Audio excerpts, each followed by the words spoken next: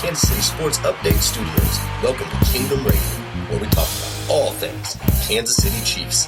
Brought to you by Arrowhead Update. Join Chris and Richard on iHeartRadio, Apple Podcasts, Google Podcasts, Spotify, Spreaker, Player FM, CastBox, and all third-party applications. Check us out on Facebook platforms such as Kansas City Sports Update and Arrowhead Update. And if you cannot find us there, Google or search Kingdom Radio and Kansas City Chiefs, and you will find us. Welcome to the Kingdom. Welcome to KC Kingdom Radio. I'm your host, Richard Smith, and with me as always, I have my senior NFL analyst and co-host, Kris-Chavez. Look, the Kansas City Chiefs had a great 2020 NFL draft. Brett Veach went against the grain, I would say, and hey, he really did a marvelous job maneuvering this draft and pulling 6 picks out of a 5-pick draft for the Kansas City Chiefs, and really showing his versatility, as he crafted his way through this NFL draft. So Chris, let me ask you a question. With this first pick, the Chiefs went after running back Clyde Edwards-Helaire, that LSU running back that probably is the most explosive player in the draft. And it left some fans scratching their heads as to why, Brett Veach would go after a running back instead of a linebacker or cornerback. But Chris, what were your thoughts, as we took, Clyde Edwards-Helaire off the board, the 32nd pick in the first round?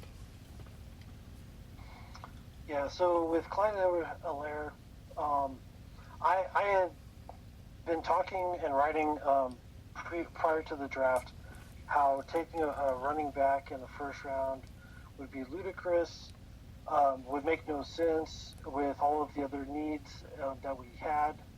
However, I did have Clyde Edwards-Helaire on my radar as somebody that we could potentially take in the second round. But with the signing of DeAndre Washington, I basically kind of given up on that, just because we had a very stacked running back depth chart with that signing. Now, having drafted him, we're going to have 5 very good running backs that can complement each other. But looking at what Clyde Edwards-Helaire brings, he is as close to a complete back as we could possibly bring in. Right. All of the other running backs, they're higher graded for XYZ reason, but Edwards-Helaire brings something that the other guys don't, is as an immediate threat in the run game. And watching all of the reaction afterwards, whether it was positive or negative, watching all of the highlights, just further entrenched me in the belief that this was the right pick. Brett Veach told the story in the post-draft of day one on the Chiefs YouTube channel. He had shared a story that he had sent video over to Andy-Reid in regards to Edwards-Helaire, and told him, watch this video on this guy.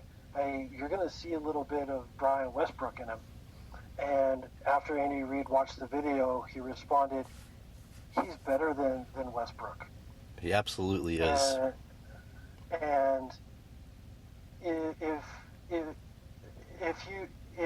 for the Kingdom, if you guys are upset about the pick, I understand where you're coming from. There was definitely bigger needs that were not addressed at that pick, and I get that. But if you look at the draft top down, we got the piece that is going to complete our offensive attack. Right. This guy has 1 fumble in his career at LSU, which is huge for the Chiefs. Absolutely. He caught, I believe it was 50 catches, roundabout 50 catches for LSU last year. He had more catches than any of the LSU receivers last year. Correct. And any of the top prospects that came off the board in the AFC West as far as receivers as well. Yeah. And he brings so much to our offense that, and we're going to have him locked up now for 5 years on a rookie deal. And I mean, just think about the fact that you're going to have Tyreek Hill, Hardman, and Mahomes, and Clyde Edwards-Helaire locked up for the next 4 to 5 years. And Travis Kelce. At least. And Travis Kelce. I mean, that's just so scary good. It's the fact of the matter is the Kansas City Chiefs literally have put together this dream team that is possibly going to be unstoppable. And not that the Chiefs were stoppable the last 2 seasons, but this piece right here, Kansas City, this is a whole other level. This is a whole other level, and the Chiefs knocked it out of the park here. Here's the thing, is Brett Veach went against the grain as far as what a standard draft would look like, for an NFL team, and he took matters into his own hands, and he did what was best for the Kansas City Chiefs all around. It wasn't necessarily the order of the players, that he picked. It was just how everything fell out.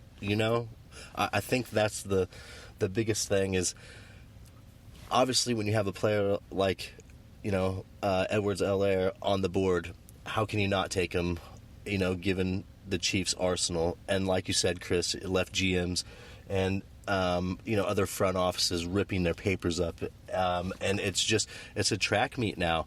Teams are trying to keep up with the Chiefs, and we watched the AFC West pick up a lot of speed within the first round of the draft, and Brett Veach sat back and laughed and said, well, check this out, this is what I'm going to do, go ahead and grab your speed, because we're going to get the final piece to our puzzle, even though everyone thinks that we're going to go ahead and grab a linebacker or edge rusher or cornerback, no matter where those mock drafts fell. Even ours, Chris, was short of, what, Brett Veach essentially, the direction he went in. Yeah, and the other thing to also look at is Peter King, in the week prior to the draft, had suggested that the Chiefs would trade up and take Henry Ruggs. And what we did by taking Edwards-Helaire is we got a two-position, essentially, player in Edwards-Helaire, because he can catch the ball and he can run the ball. Whereas had we just taken Ruggs, it would have just been a guy who can just catch the ball. And so it really opens up our offense, and as he develops as a pass blocker, he'll start to see more and more time on the field, and eventually it will be just him in the backfield, more than likely probably next year, with Damian Williams leaving because his contract will be up. But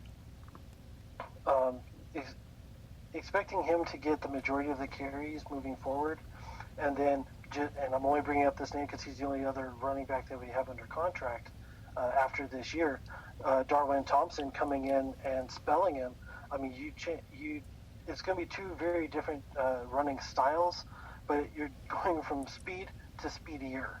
Right. And it's going to be fantastic to watch these two in the backfield as a 1-2 punch. If you watch the tape on him, which, Chris, I'm sure that you've watched as many highlights as you could, as have I. The thing that excites me the most about this pick is the way I watch him maneuver at the line to scrimmage and find his hole, and how quick he is, and the way he bounces, and his footwork and his hips. There's something special about the way he runs, and I don't know. I don't know how to explain it. It's almost Barry Sanders-esque. I heard it described as his patient attack.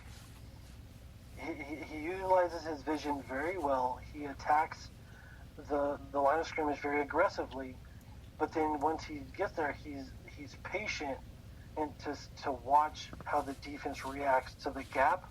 Yes. And if the defense is closing up the gap and shutting it down, he is very, very good with his jump cut to hit the other gap. It's a beautiful thing to watch. And honestly, Chris, the only thing that I could really compare it to is, and this may sound silly, but one of my favorite players growing up in baseball was Ken Griffey Jr., and he had such a beautiful swing. And when I watch, Edwards-Helaire run, it reminds me of that beautiful swing just because of how shifty and I don't know. It's a craft, and it's an art, and it's fun to watch. He's an exciting, explosive player, and like you said, he hits the line of scrimmage hard. Waits to see where the defense breaks down, and then he hits his gap. And that's a smart, crafty, intelligent player who obviously processes things extremely fast, and that's what anyone would want in their offense, especially an Andy-Reid led offense. Yeah, and going into or looking at last year, and I'm not taking anything away from Damian Williams when I say this, defenses had to focus on shutting down the speed of the wide receivers, and they didn't necessarily really have to focus on shutting down Damian Williams in the pass game. Now, granted, he did have some extremely big catches and some very long runs for us last year, but he wasn't necessarily a home run threat in the passing game. And now with the addition of Clyde Edwards-Helaire, you have that home run threat. Right. That the defenses in the AFC West, they have to now adjust their tactics. They have to get speedy linebackers to either cover him, or they have to bring a safety up to account for Clyde Edwards-Helaire. Yeah. And if you bring a safety up, that does nothing but open up the top of the defense for our wide receivers. This was a worst nightmare pick for every other team in the NFL for the Kansas City Chiefs to take Edwards-Helaire. I can't emphasize enough the exclamation point that this is going to put on the Kansas City Chiefs offense. Not only is this going to take pressure off of Patrick Mahomes, but it's going to take reps away from every other player, which is going to keep them healthy, throughout the season and throughout their career as well.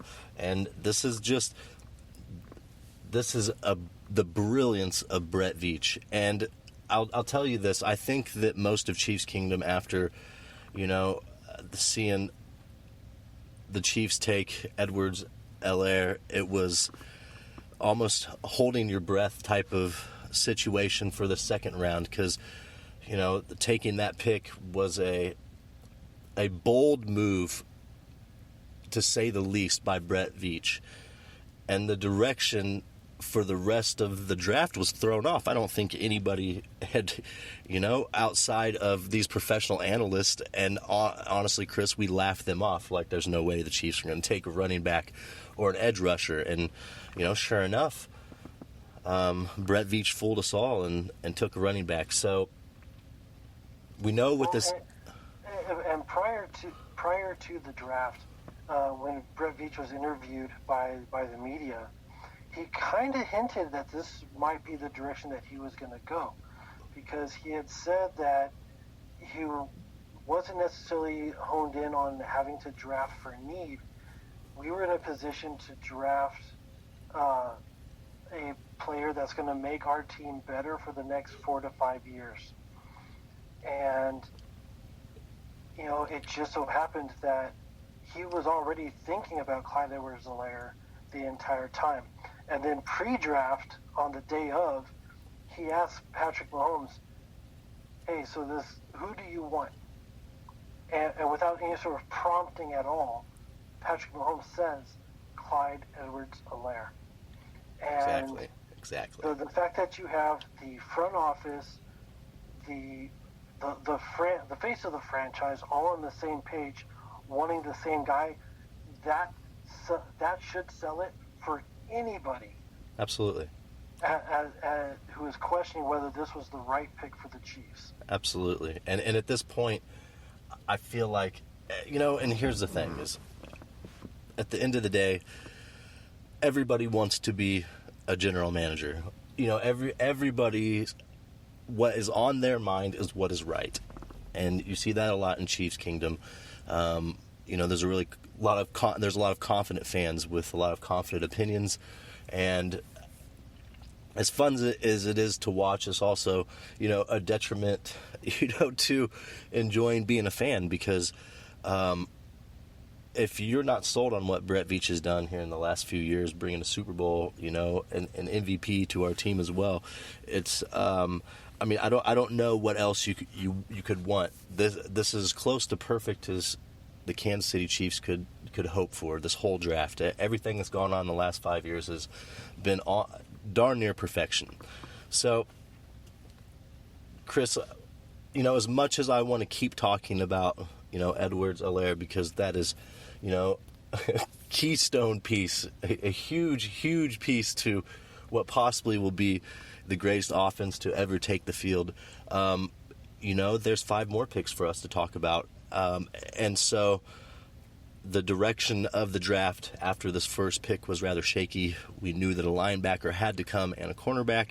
And so, Chris, let's move on to the second pick. And the Chiefs took linebacker Willie Gay from Mississippi State. This, in my mind, is a talent that could have been taken in the first round. This is first round talent that the Chiefs got at the end of the second round. Kind of give us a breakdown of Willie Gay and what your reaction was after watching some tape and kind of getting a feel of who he is, how much, because this is the biggest piece to the puzzle for the Chiefs in the offseason was the linebacker spot. Did the Chiefs get their guy, Chris? So prior to the draft, I kind of have Willie Gay Jr. on my radar, but based on the resources that I was using, I saw him being primarily available anywhere between the second and the fourth round. But watching tape on him, looking at his performance statistics at the Combine, this guy is absolutely first-round talent. What made him fall was his character concerns. Earlier on this year, he was suspended, as well as 10 to 12 other players at Mississippi State for a cheating scandal. And then he came back, and in limited time, he had 48 stops, 5 sacks, 2 interceptions.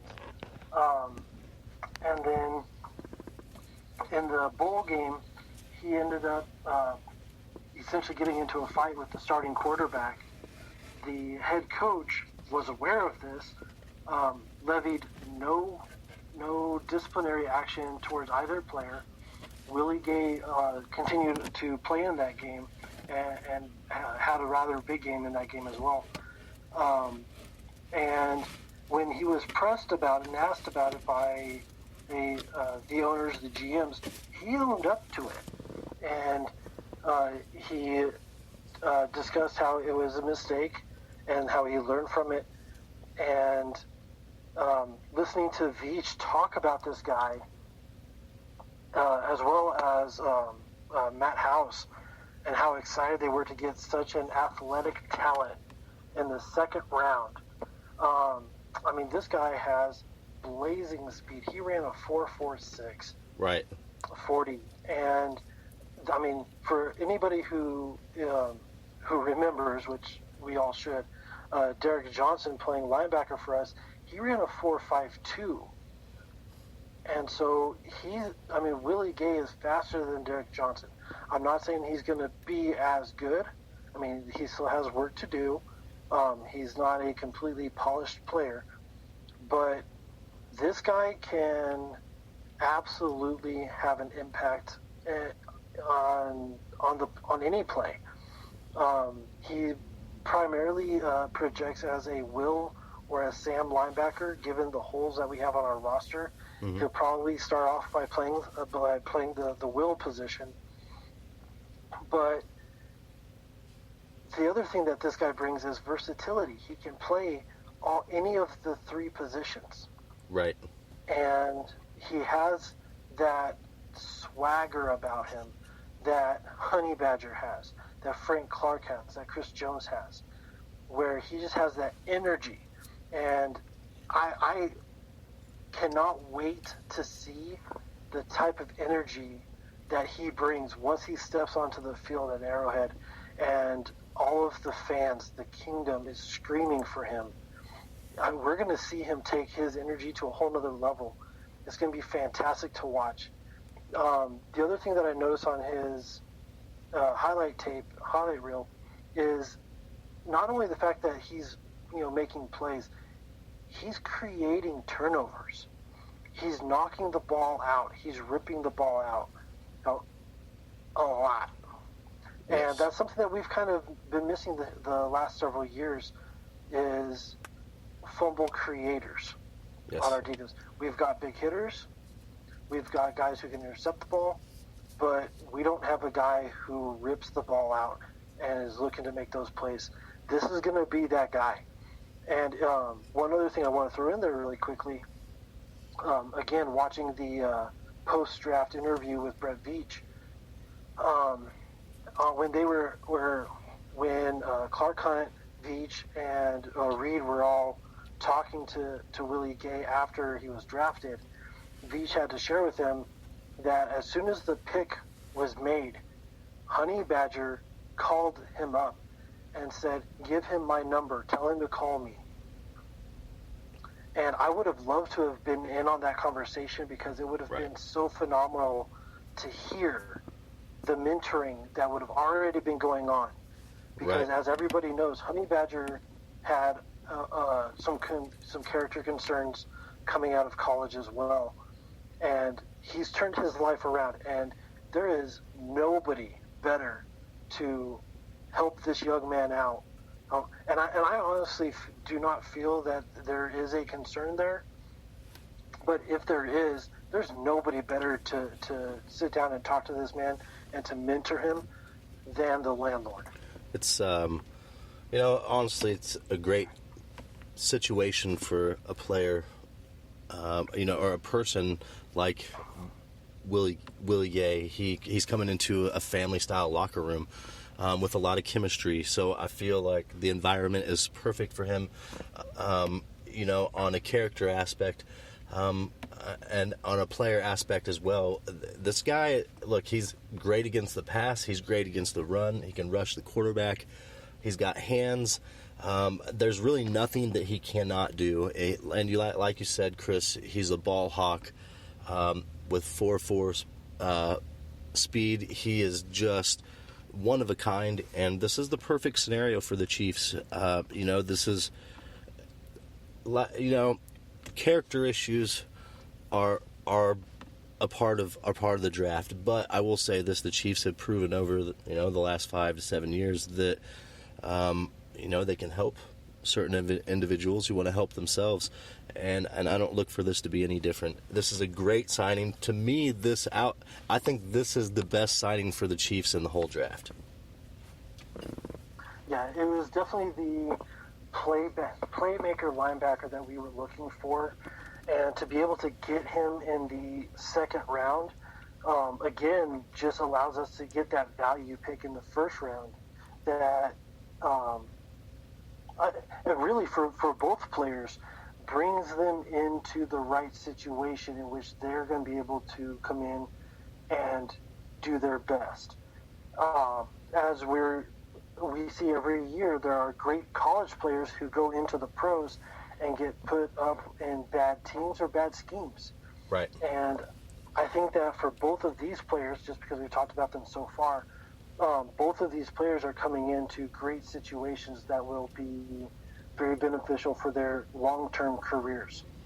I feel the same for every player on this list, that the Chiefs drafted. So the Chiefs got their anchor in the linebacker spot. There's no mistake about that. I think that any questions can be put to rest about that, because this is the Chiefs guy, and then so, first, second rounder over. At this point, I'm excited as a Chiefs fan. I'm really excited to see where this draft is going, especially with the first 2 picks. I don't know how you couldn't be excited, and the depth of talent is just enormous within the whole draft. There's a lot of teams making some big moves here. So we move into the 3rd round here, Chris. Who did the Chiefs get here?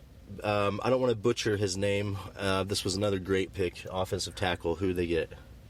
Lucas Niang. All right, so he is offensive tackle from TCU. This kid, I'll tell you what, this kid has quick feet, great hands. He's explosive off the ball. How many sacks did he give up in his career at TCU? 1? 0. 0 sacks. You hear that? 0 sacks. He's extremely athletic, big guy, can move. His tape showed that he is versatile, can do anything across the offensive line. This is a perfect pick for Kansas City. Chris, kind of take off a little bit more about Lucas here. So at the end of his, at the end of his junior season, he noticed that he was kind of having a problem with his hip. His leg wasn't fully functioning. He went into his senior year without having treated it, and he tried to play through it. He played 7 games with an injured hip. And so, I mean, you take into consideration the toughness and the competitiveness that this guy must have had in order to trot out there for 7 games with a bad hip. Right. And still try to play through it. It was fantastic. In his press conference, he kind of was describing himself. He says that he's never okay with second place. This guy is a competitor. He's extremely smart. He is fluent in French. He and LDT are going to be able to have French conversations in the locker room on the line that the opposing defense aren't going to be able to understand. And it's going to be fantastic to watch this guy develop. This year, he's probably going to be utilized more so as a guard. Don't really expect this guy to start. He'll probably be coming off the bench, but he'll be lining up at guard for the most part. But then in the future, he projects as a tackle. And with Eric Fisher's cap number coming up, as well as Mitchell Schwartz' contract coming to an end here in the near future, this guy's going to be a great replacement for them, because he will already be acclimated to our locker room, to our culture, and know our game plan. And it'll be a very seamless transition with him going in. The other thing I want to throw in there, over the course of his career, he was only called for 3 penalties. And then you also take into consideration, as we already talked about, the number of sacks he gave up, 0. That is tremendous and almost unheard of. And the fact that we're getting a player of that quality in the 3rd round, right? It's almost as if we hit 3 first-round draft picks through the first 3 rounds of the draft. It almost seemed like I was dreaming at this point, but I will say, amongst these 3 great picks, just like everyone else in Chiefs Kingdom, I was wondering, okay, when are the Chiefs going to pull the trigger on a defensive back? But I cannot say enough about this offensive lineman. Everything that you just said, really personifies his character, his skill. Him as a player, he's just all around. He has perfected his craft, and he's only going to get better. I don't know how that's possible with stats like that, but he's just like a Patrick Mahomes. Give him time, he'll get better. He'll figure out, more tricks. Get him on the Chiefs' offensive line and see, how bright his future can be. So look, first 3 rounds, great picks. Chiefs Kingdom still holding their breath on a defensive back. And the 4th round that finally came, Chris, who did the Chiefs take in the 4th round to let everybody exhale just a bit? L'Jarius Sneed.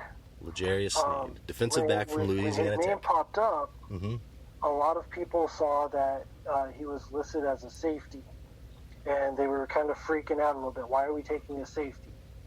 But he had been, for the previous 3 years in college, he had been lining up at cornerback. And his senior year is where he made the move over to safety. And he is much more comfortable playing cornerback and will actually be used as a cornerback on our defense.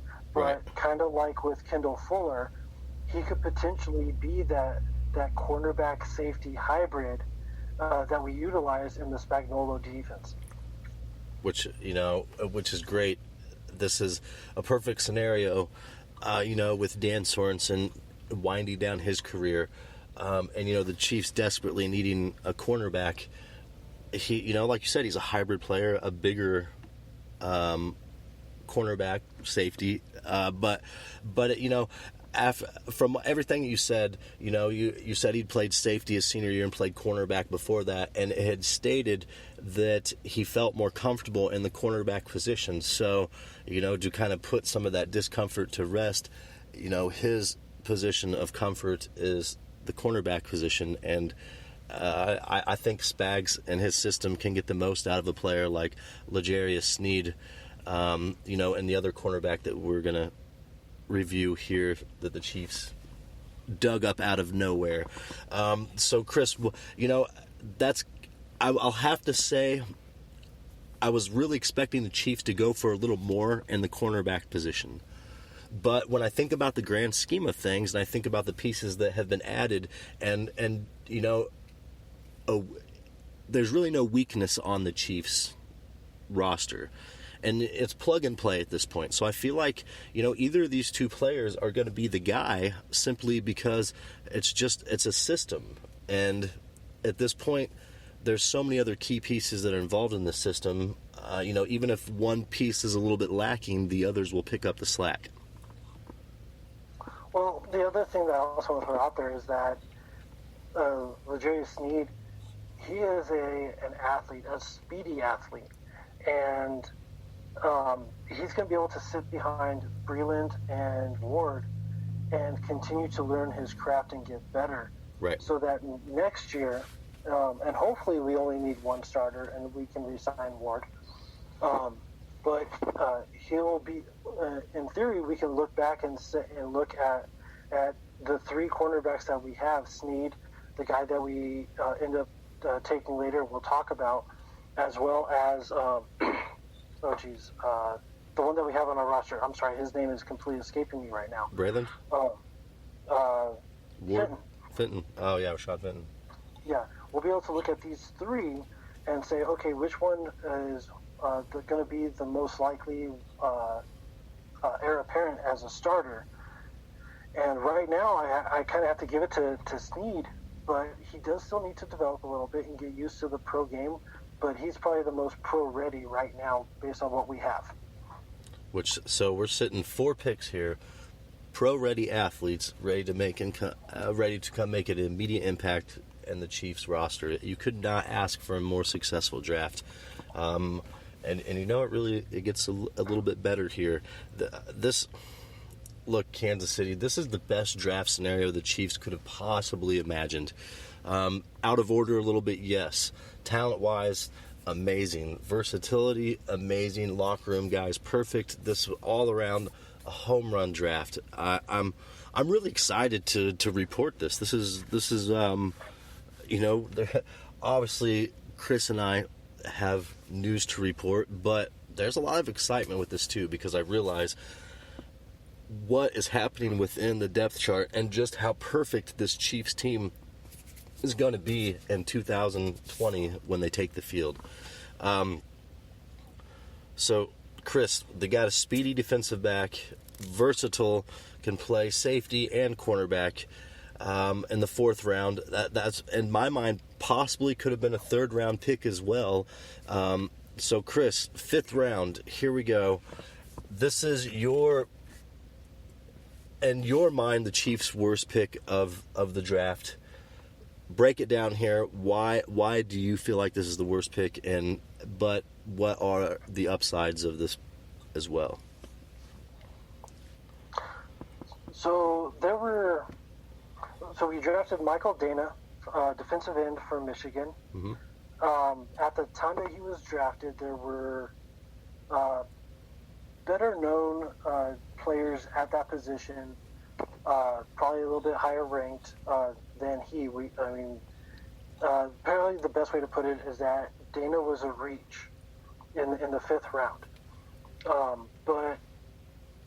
And when the name came across, I was a little shocked. I was like, who is this guy?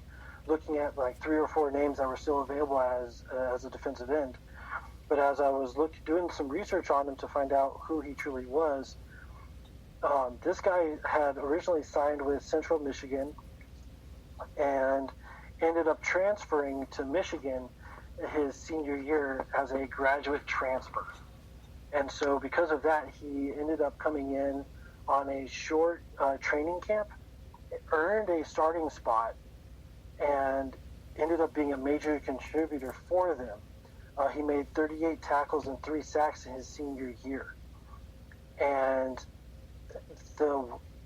again, talking to our D-line coach, he was, I wasn't talking to him, but watching a conversation being had with him in Daily, he was raving about the work ethic that Michael Dana has. He's extremely raw, but he's a hard worker, and the athleticism that he brings is going to be something that the coaches are going to be able to work with and develop. And he comes in, again, another perfect scenario pick. He can sit behind our plethora of D linemen and learn from them and perfect his craft. Right. And that's the thing about like we were talking about, every single one of these players is coming into a perfect scenario where they can sit back, learn, and then in the future are going to be able to be major contributors. This is the perfect scenario for the Chiefs. I'm telling you, Chiefs Kingdom, these literally were the final pieces to Veach's puzzle before it's no longer a building process. Now nothing. He's not building anything anymore. Now it has turned into his process and his craft, and there's nothing to build. So now, the way I look at this is the next drafts from here on out are going to be the same way. Anybody who leaves, that's the position that the Chiefs are going to fill. They're going to bring in their guy, and it's just going to be a revolving door. And Veach has just hit his top tier this season with this draft, and this is going to be the bar right here. The level of success will be this season coming up. So they got this defensive end, somebody that they can mold, they can craft, throwing Spag system. Let's see what he can do here in the next couple seasons. Chiefs Kingdom, at that point, we're looking at the NFL draft and we're like, okay, it's done. At this point, we're going to see, what the rest of the NFL is doing.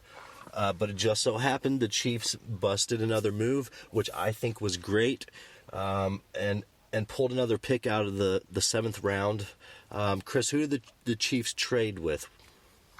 It was with the New England Patriots, yes. By way of like 2 other teams. It was originally Tennessee Titans pick, but we ultimately just traded with the New England Patriots for that pick. All right, so the Chiefs negotiated a trade for that pick in the 7th round and pulled another cornerback out of the draft, which I personally think was much needed. Thacarius Keys from Tulane. I've watched some tape on him. He seemed like an exciting prospect as well. A B-grade talent in the 7th round.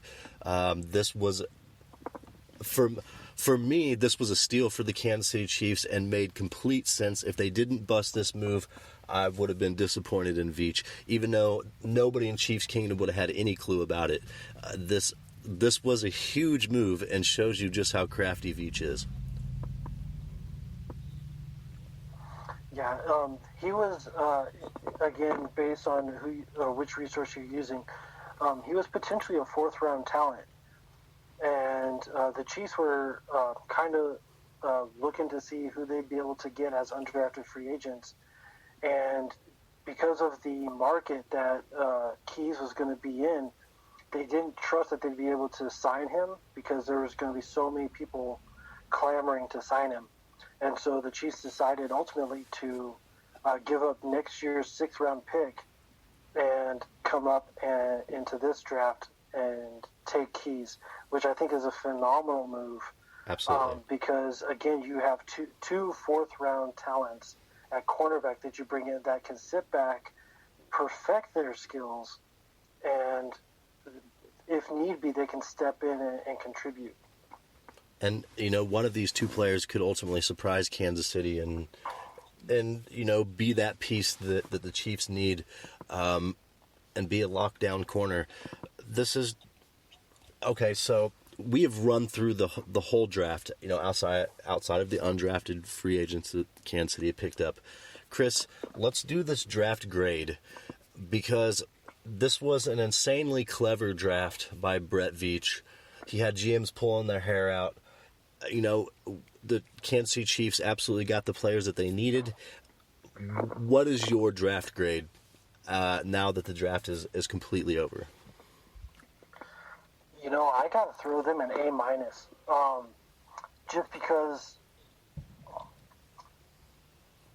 they're not that they missed on any of the talent, but I think that they probably could have done a little bit better with a fifth-round pick. Although I do see the benefit there. So it's hard for me to give them an A or an A+.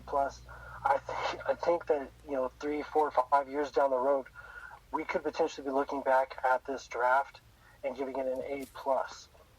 But just given where we are at right now, I have to give it an A-. I'm with you on there. I'm leaning more towards the A spot. What pushes me more towards the A is the way that Veach pulled Willie Gay out of this. And granted, there are some personal issues, but to have that type of talent to come into Kansas City and be the anchor, that's a huge deal. They got their guy. I'm going with an A. I feel like with you, we're going to look back here in 5 seasons and say this might be one of the best drafts that the Chiefs have had, ever. But what the great thing about Veach is we can say that every year. If you look at his resume, it's flawless, and this is another reflection of Brett Veach and his brilliance and why Chiefs Kingdom should trust him. So Chris, I'm sitting at an A, you're sitting at an A-. I think those are justifiable grades for the scenario that broke down for the Kansas City Chiefs in the 2020 NFL Draft. I couldn't be more ecstatic. I hope everyone in Chiefs Kingdom is happy too. The Chiefs filled every necessary hole. The depth chart is looking great at this point, and everyone should feel confident moving forward. Chris, let's talk about some undrafted free agents that the Chiefs signed. They signed a handful of them, but Chris, you have some details on a few of them that are rather intriguing. And again, we're pulling talent out of every piece of the draft that we can, even out of the draft. Chris, what do you have for us here? Because this is there's some exciting news within this. So, according to one of the resources, again, that ranks the top 150 undrafted free agents, the Chiefs signed the number 1 wide receiver on that list in Clyde Lipscomb from Vanderbilt. They also signed 2 cornerbacks who one was very much on my radar prior to the draft, in Javaris Davis extremely fast guy. I think he ended up having like the second fastest quarterback time at the combine. And then Lavert Hill, cornerback out of Michigan. He was one of the first signings that the Chiefs had. And in watching his tape, I cannot understand how he was not drafted. He and Davis were absolutely draftable talents. I believe they were rated or graded as like fourth-round talent. So the fact that we were able to get these three talents has been tremendous. But then we also signed Darrell Williams, a center out of Michigan State, and we gave him a $107,000 contract, which is, again, very large for an undrafted free agent, but that shows just how much we wanted him and needed him.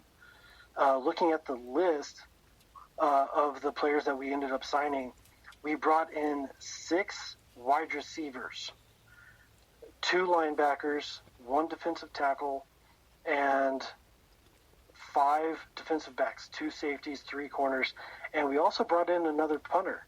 That's now 3 punters that we have on our roster.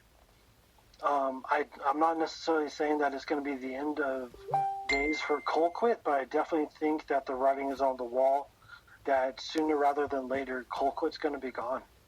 You know, it's one of those scenarios that Colquitt is a big expense, you know, within the Chiefs' depth chart that honestly does not get utilized very much. And look, no complaints, but we don't want to pay a player, you know, $7 million to $10 million a season to stand on the sidelines.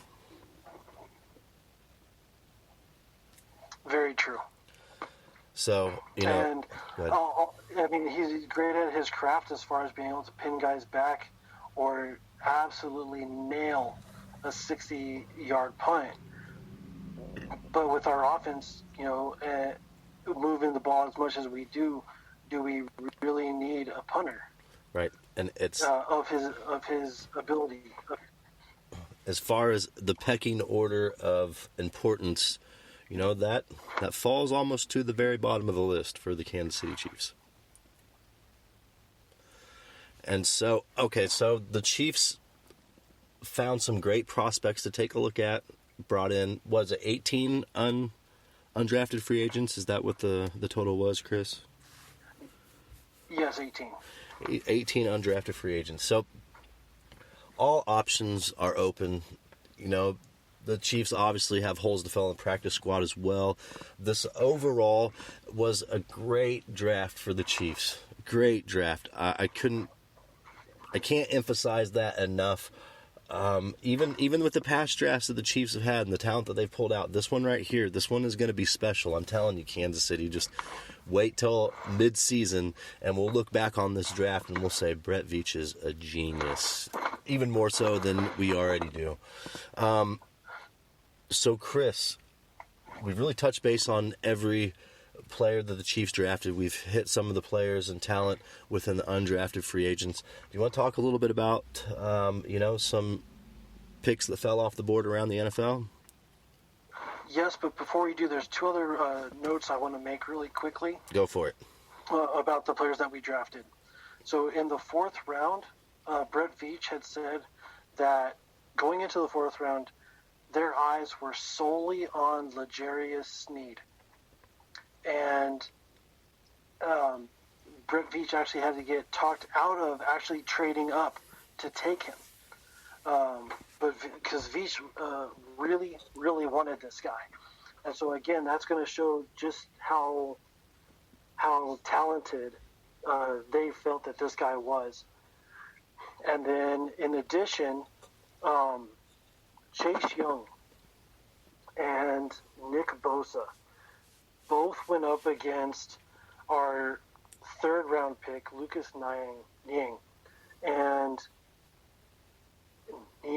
again, you look at his stats, no sacks. Chase Young went on the record and said that Niang was the best tackle he had ever faced. That's what we like to hear here in Chiefs Kingdom.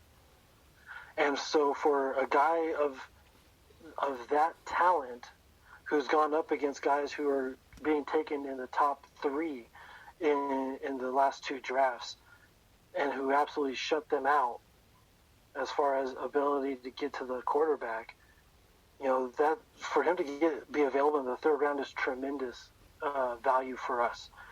And then another thing about Niang, he never gave up more than 14 quarterback pressures in a season. He is a Mack truck, and that's what the Chiefs need in the offensive line. Another great scenario for the Chiefs. Yeah. So I just wanted to throw in those little nuggets there as well.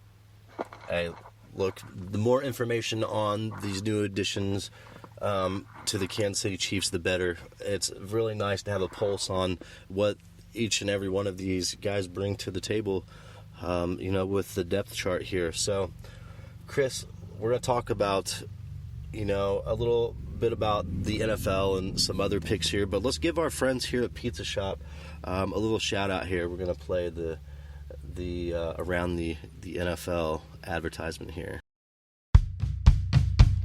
This is Around the NFL, brought to you by Pizza Shop Plat City. Go grab yourself a butcher block. Best meat lovers in Kansas City. Pizza Shop Plat City, proud sponsor of Kingdom Radio. Pizza Shop Plat City. All right, go get yourself a butcher block at Pizza Shop Plat City. They're actually doing roadside takeout right now on the weekends. Obviously, the coronavirus has kind of shut things down, for dine-in. But give them a call. They're still in operation on the weekends doing roadside takeout, or carry-out, I'm sorry. So, Chris, let's talk a little bit about the NFL and some picks that, look, the AFC got extremely fast. This is going to be the fastest division in football, hands down, this coming up season. With the Oakland Raiders and the Denver Broncos adding speed at the wide receiver position. And also, the Chargers getting their guy at quarterback. Chris, what's going on out there? What do we have to look forward to? Because Oakland had a great draft. This was just a crazy draft. Break it down a little bit here for us, because I'm all over the place. The AFC West has apparently bought into the belief of if you can't beat them, join them. There you go. And if they can't find the speedy defenders to stop our offense, they're going to try to find the speedy offensive players to try to keep up with us. And I think that philosophy led to the Raiders ended up taking a huge reach with their second first-round pick and drafting cornerback Arnett, who was basically a 3rd or 4th round talent at cornerback when there were much better corners still on the board. But you look at Denver, you look at Oakland, taking extremely speedy wide receivers to try to complement what their offense is trying to do. The Broncos ended up drafting three wide receivers.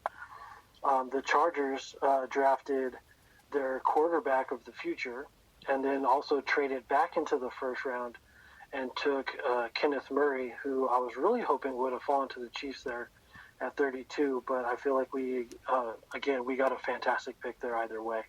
Hey, so I want you to do some name drops, because you kind of danced around these names.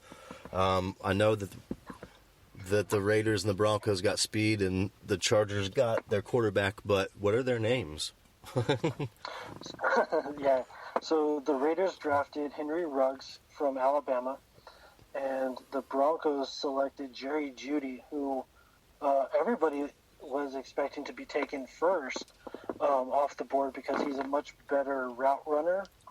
But Henry Ruggs is probably the most comparable to Tyreek Hill as far as speed goes. Right. Both of those guys in the LSU offense in the Alabama offense were absolute home run hitters, and they were always a threat to take it to the house, but they were definitely yard after catch kind of guys. Mm-hmm. So that's a huge a huge compliment to both teams who are trying to boast their rosters to keep up with the Chiefs. We'll get to the Chargers here in a second, but I do want to say that I feel like at the end of the first round, Brett Veach was sitting there after picking Edwards-Helaire, and he was just laughing. Laughing at the rest of the AFC West for thinking that they could take a stab at keeping up or challenging the Chiefs' depth chart by going out and, getting their speed. So what does Brett Veach do? He answers that. And was probably the biggest dagger in the heart to every owner and GM in the league. So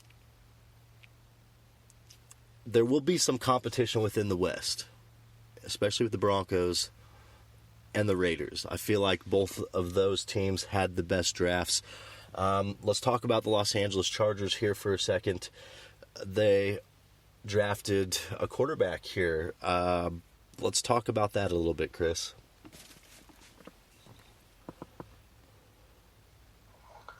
So they drafted Herbert out of Oregon, and he was the third quarterback off the board. Miami took Tua, and I'm not gonna lie, Herbert's got a lot of potential, but it's again, like with every quarterback who comes into this league, the question is going to be: is it a good marriage between the offensive coordinator, the quarterback coach, and the head coach, right? And the scheme, and I think that they still need some work to have a complete offense. They need to surround him with some more pieces, and I just don't see it right now. I think that, and again, this is probably jumping the gun here, but I think that the Raiders are going to be the most competitive team in the AFC West with us next year.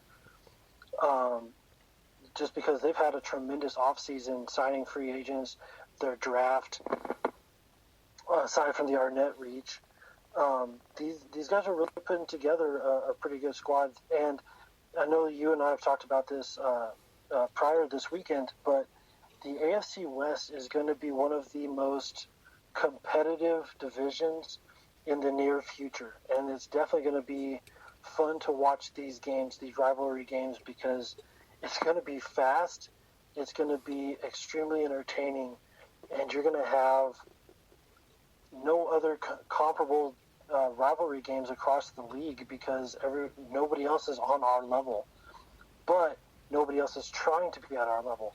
So the Raiders, Denver, and San Diego are trying to raise up their games to be at where we're at, and it's fantastic to watch them trying to do it and walking in our footsteps. And it's going to make for some very exciting football for the very near future. I completely agree. As much as, we are biased to the Chiefs, of course, it is interesting to watch these moves be made within the division because there's some very crafty moves being made, and it is absolute reaction moves to the Chiefs, but they're the right pieces. I feel like that there is going to be some high-flying football in the AFC West, and I don't think that the rest of the NFL is taking the division as a whole as serious as they should after this draft, but I think things are going to come to light midway through the season when you're looking at, 3 AFC West teams that, are 6-2 or better. Yeah, absolutely, and I think with the Raiders' ability to be that good, it's all going to hinge on their quarterback. And I think everyone across the league, other than outside of Oakland, Las Vegas, is going to have questions about that quarterback. Absolutely. And I think if they're not sitting there at 6-2, there's going to be a lot of questions about when are we going to see Mariota. And, yes. And that's scary to be thinking about. That do you want to put him in? There's just so many better quarterbacks out there, even right now in the free agent market, the fact that the Raiders haven't gone after some of those guys to improve their roster, it's kind of embarrassing for them. It's a scenario. I look at the AFC West and I look at the speed that's being gathered and the things that are being done. But one thing I have noticed about the West right now is the large gap between Patrick Mahomes and every other starting quarterback in the AFC West. Huge gap. The largest of any division in football. And that's the deal breaker there. And my mind, as great of a draft as these teams have had, well, let's put it on the football field and let's see what your quarterback is made of. And at this point, if you're Steve Spagnuolo, you know that the key to winning the West is to get to the quarterback. And I feel like that's been essential for the Chiefs in the last 5 seasons, going on their huge run that they have, and then continuing to do that this next season. 4 seasons in a row.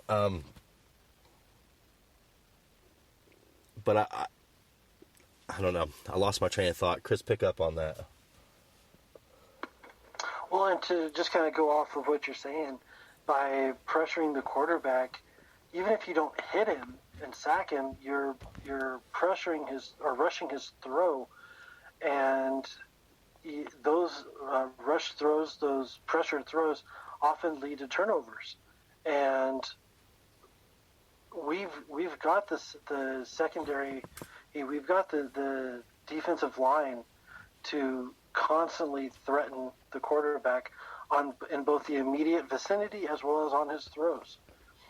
And now that we've added a playmaking linebacker to the mix, it's just going to be a matter of every tier is going to be, or the quarterback will be threatened wherever he throws it to. And that's fantastic weaponry to have. I love it. Most of the other defenses in the AFC West are still trying to match. They're not there yet. The Chiefs just completed their depth chart as a whole 100%. The Raiders are 80% there. The Broncos, 75% there. The Chargers, they're 60% of where the Chiefs are at right now with their depth chart. This just completed this huge monster the Chiefs have been trying to create for the last 5 seasons. This is an amazing scenario. Chris, let's do draft grades up and down the AFC West. We'll start with who you think had the best draft, and we'll work our way down to, the least effective draft in the AFC West. Who do you have as sitting in the cellar in the 2020 draft in the AFC West? In the cellar, I got to go with the Chargers. I think that they nailed the first 2 picks, but the rest of their draft just kind of left a little bit more to be desired. And they didn't hit those home run hits like other teams in the division did, but their first 2 picks with Murray and Herbert, I think that they definitely nailed those picks. I feel like that's the first 2 picks were their target, and anything after that was whatever, which is really weird for an organization to look at that way, but that's what it seems. So I'm with you on that one in the 4th spot with the Chargers. As crazy as that sounds, they went and got their guy at quarterback, and they're sitting, in the last position in the draft in the AFC West. Who's your 3rd spot? This is interesting. I'm really interested to see who your 3rd spot is. Because I'm actually going to go with Denver here. Okay, yep, me too. So the reason being is that they brought in 3 very good wide receivers. Again, the wide receiver draft class was extremely deep, and they brought in probably the best wide receiver in Jerry Jeudy. However, they didn't address their offensive line early enough, and that's probably their biggest problem on offense, is the offensive line. They can't protect their quarterbacks. And with the guy that they did get, he's a developmental guy. He's not somebody that can step in and start right away. Right. And so getting all of these wide receivers looks great, but if your quarterback is on his back, how is he going to get the ball to these wide receivers? Exactly.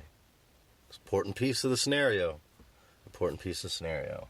So, we have the Chargers sitting at 4. The Broncos sitting in the 3rd spot. I'm assuming the Raiders are sitting in 2 with you. Chris. Yeah, absolutely. So Raiders are sitting at 2. Go ahead. Aside from... Go Yes, Raiders are sitting at 2. Aside from the Arnett draft pick, I think that they really did a very great job of adding to their starting roster across the board on offense and defense. Not necessarily knocking the Arnett pick of him. I think that he could develop into a very good player. I just think that they could have gone with a better cornerback at that position.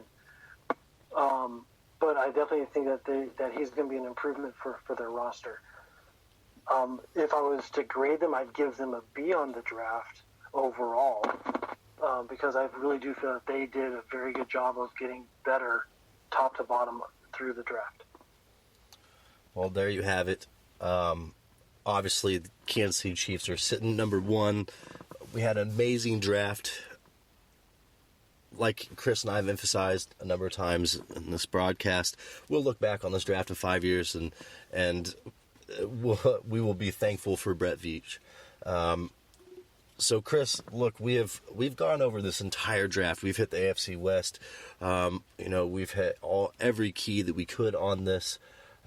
This is the most viewed draft in the history of the NFL. This is the most exciting draft with all the talent. In my mind, I feel like this is the most exciting draft within the AFC West in a long, long time. Chris, do you have anything else to add? Because we are going on 1 hour and 7 minutes. Shame on Green Bay for doing Aaron Rodgers the way that they have for the last 15 years, including this draft. Shame on Green Bay. And Jalen Hurts, Philadelphia. I wouldn't necessarily say it's a head-scratcher, but that'll tell you the direction of the Philadelphia Eagles and how shaky their confidence is in their starting quarterback. Chris, overall, this was a great draft, a lot of fun to watch, and I will say that as a fan who doesn't necessarily enjoy the draft and all the in-between stories and stuff, and just kind of blah, blah, blah. But I really enjoyed this draft. There was a lot of talent on the board. The Chiefs took every piece of talent they could to bolster this already amazing depth chart and put it to a top-tier level, and probably a level that most NFL teams have never seen before. I'm really excited for this upcoming season. It is underway. Chris, it's time. The season is here. It's underway. The draft has happened. Come, gone. The Chiefs have their guys. Got a running back, linebacker, offensive tackle, 2 defensive back, defensive end, and a whole bunch of unsigned, undrafted free agents. Anything else to add tonight, Chris? Because this has been a packed show. It's been great. I really enjoyed having you on.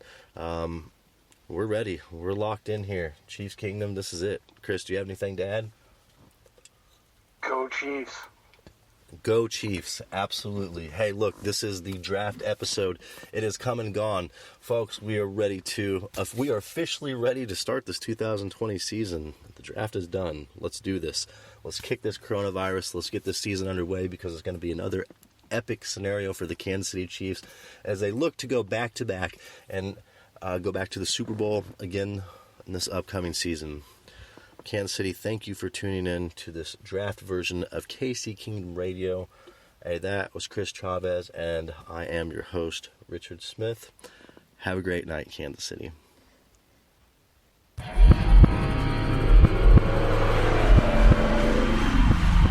Thank you for tuning in to Kingdom Radio, your go-to podcast for everything Kansas City Chiefs.